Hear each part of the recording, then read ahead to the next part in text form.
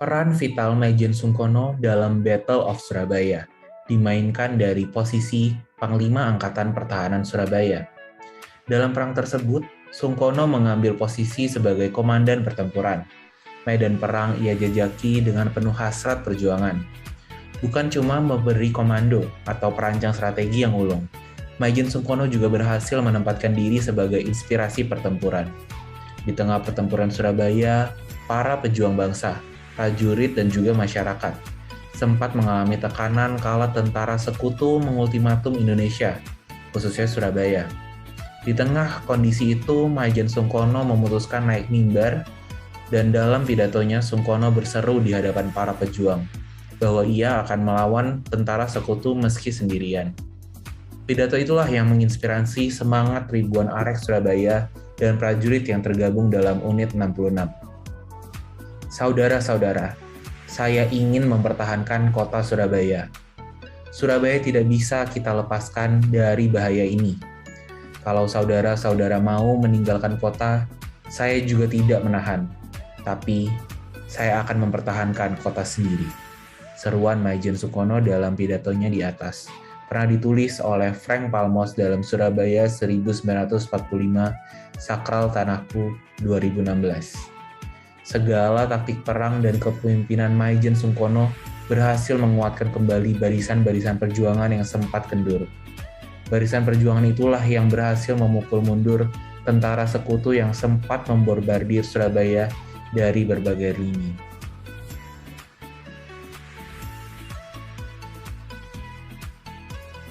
Tugas-tugas selanjutnya yakni memperjuangkan dan menegakkan proklamasi. Perjuangan dengan mengambil alih kekuasaan dan persenjataan dari tangan tentara kependudukan Jepang dan menghadapi Nija. Hal itu dilakukan dan terjadi dalam waktu yang pendek, mendadak dan bersamaan. Rapat raksasa di lapangan Tambak Sari dapat dikatakan sebagai awal kulminasi perjuangan perebutan senjata secara besar-besaran di Surabaya. Rapat itu direncanakan oleh Rapat Pemuda di GNI Jalan Bubutan.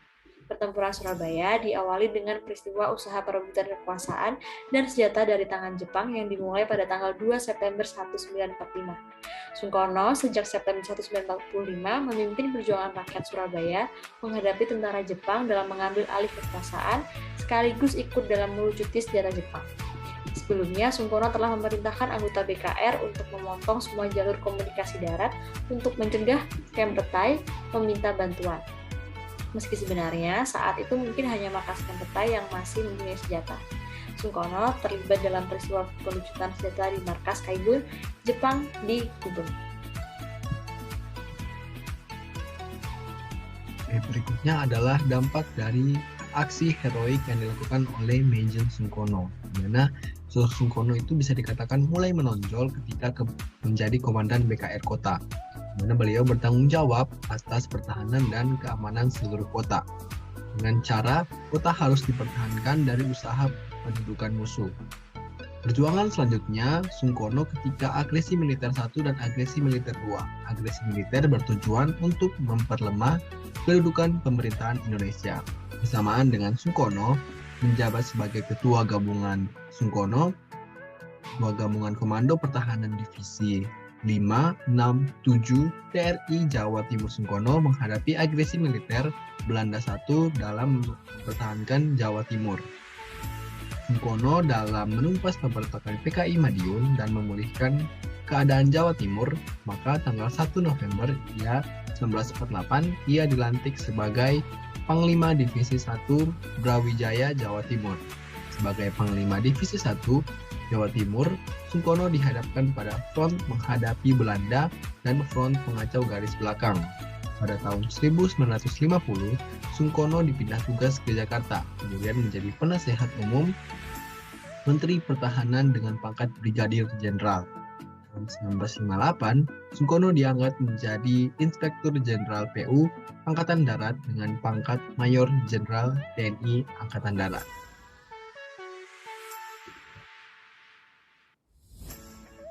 Bila dibandingkan dengan nama Bung Tomo, sosok Sungkono barangkali asing di telinga publik.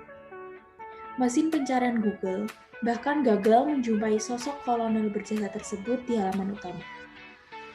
Dari 173 pahlawan nasional, ditambah 6 pahlawan nasional yang baru ditetapkan Presiden Jokowi pada Kamis 8 November, juga tak ada nama Sungkono. Padahal, menurut sejarawan Australia Frank Palmos, Sungkono memiliki porsi yang besar lantaran mengorganisir tentara dalam pertempuran tersebut. Benar adanya bahwa pidato-pidato malam berapi-api yang dibawakan Bung Tomo menggugah semangat para pejuang sekaligus menyengkelkan bagi Inggris. Tapi, beliau hanya berpidato, bukan mengatur tentara di medan laga. Tulis Palmos dalam komentarnya di Surabaya 1945 Sakral Tanahku.